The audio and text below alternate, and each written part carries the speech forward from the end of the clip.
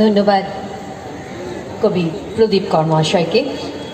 এর মধ্যে উপস্থিত হয়েছেন কবি নন্দলাল মজুমদার মহাশয়। আমি ওনাকে আসন গ্রহণের অনুরোধ জানাই। পরবর্তী কবিতা পাঠের জন্য অনুরোধ করছি কবি সঞ্জু কুজুর।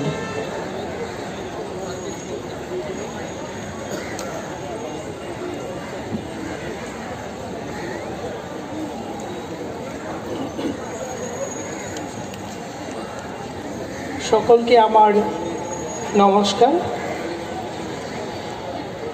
আমি একটি কবিতা পড়ছি, অরণ্যের সুন্দর একটি গাছ।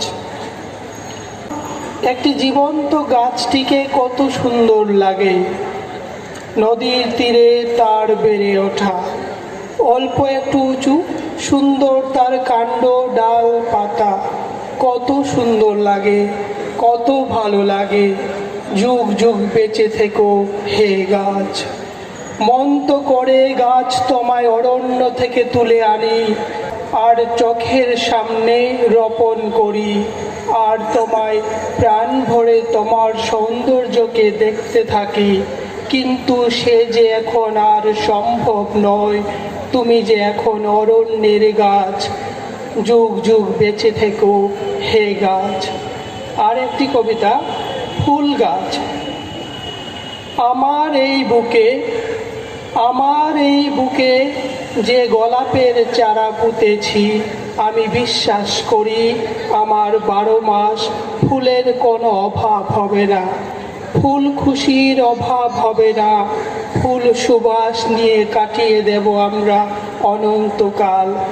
যতদিন আমি থাকব, তুমি থাকবে চিরকাল আমার সাথে, আমার বুকের অপর একটি সবুজ সতেজ ফুল গাছ হয়ে। কর্মসূত্রে আমি ফরেস্ট ডিপার্টমেন্টে কাজ করি।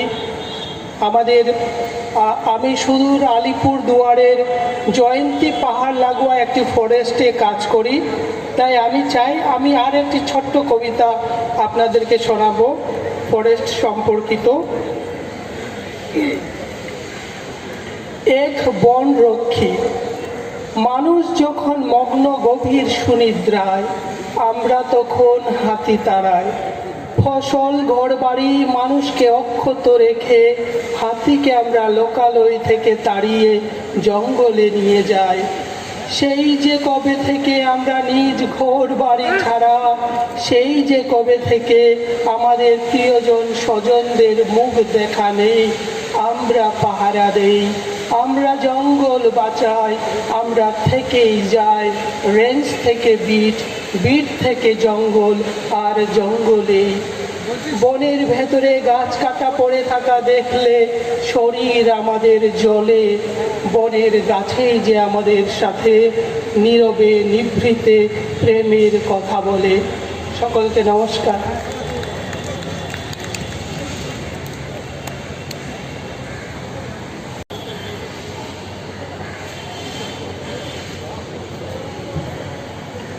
কবি সঞ্জু কুজুরকে ধন্যবাদ।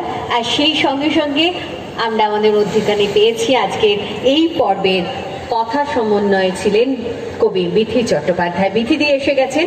আমি অনুরোধ করছি এই পর্বটি এগিয়ে নিয়ে যাওয়ার জন্য কবি বিথি চট্টোপাধ্যায়।